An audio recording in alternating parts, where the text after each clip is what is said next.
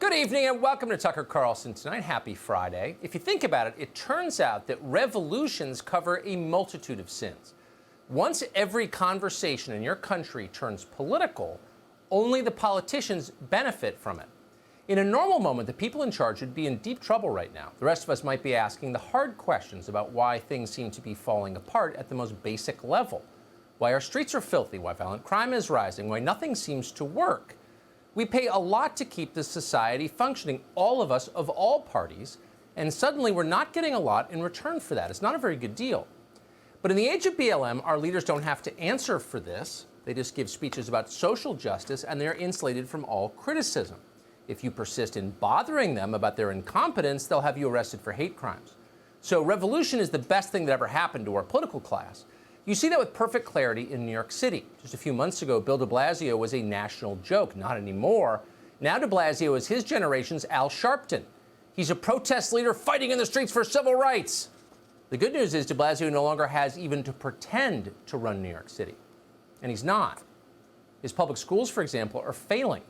In New York, which is the biggest school system in the country, fewer than half the students are proficient in English and math.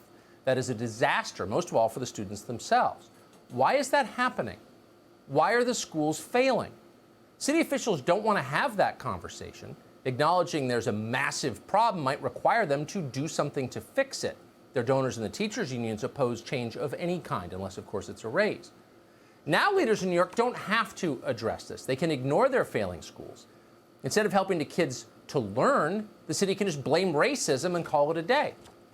Now, that may seem like a weird strategy, kind of a strange explanation in New York, racism, because the school population in New York is fully 84% non-white, so not that many white kids to blame.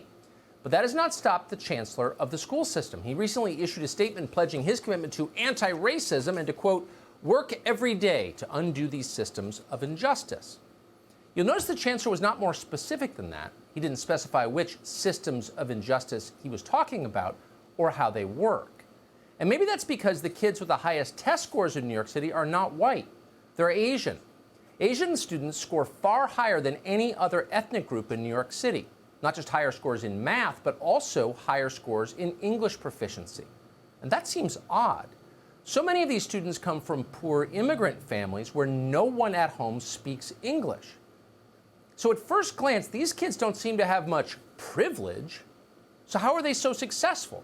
Well, racism, obviously, there's no other possible explanation for disparate test scores. We're told that every day.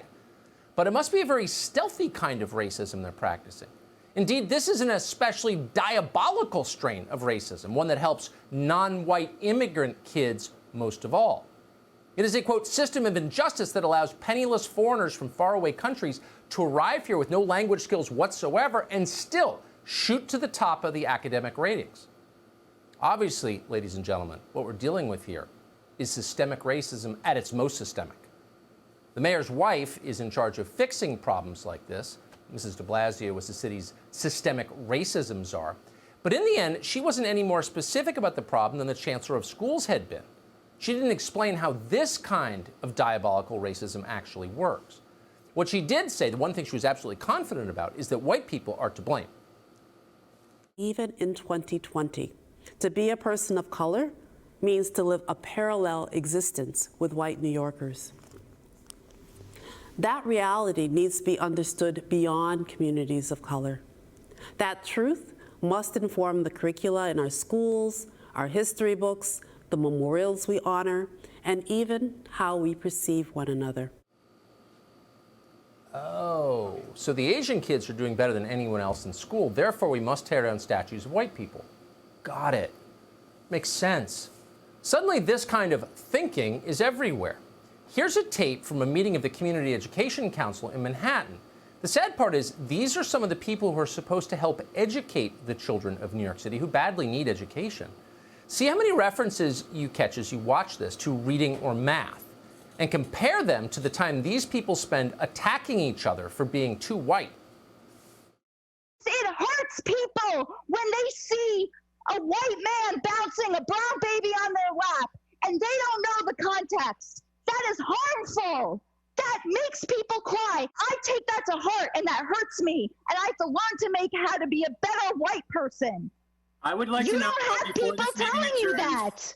I would like to know before this meeting adjourns how having my friend's nephew on my lap was hurtful to people and was racist. Can you please explain? Tom, I've explained it to you. You can Google, you can read a book. Read a book. Read Ibram Kendi. Read White Fragility. Read How to Talk to White People. No, it's not my job to educate you. You're an educated white man. That's the Education Council. Meanwhile, the students of New York City, 84% of them non-white, most of them can't read proficiently. What a tragedy. But it is true, they did talk about reading for a second in the tape you just saw right at the end.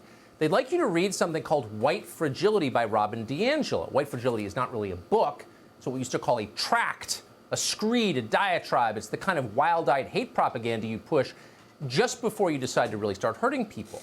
It is preemptive justification for abuse. Here's the author explaining her thesis on NBC. I'll never forget asking a group, okay, so what if you could just give us feedback on our inevitable and often unaware racist assumptions and behaviors? And I'll never forget this Black man raising his hand and saying, it would be revolutionary. Revolutionary that we would receive the feedback with grace, reflect, and seek to change our behavior. That's how difficult we are. Wow. That's how big a-holes we are. White people are a-holes. And there you have the accumulated scholarship of Miss Robin DiAngelo. Robin DiAngelo, keep in mind, is probably the single most popular figure in American education right now. School districts around the country have made White Fragility required reading. Your children will almost certainly read it or be taught by people who have read it. What does that mean? It means that schools have been closed for months now, so the revolution underway in classrooms has been hidden from your view. But you're about to find out the hard way how they've changed.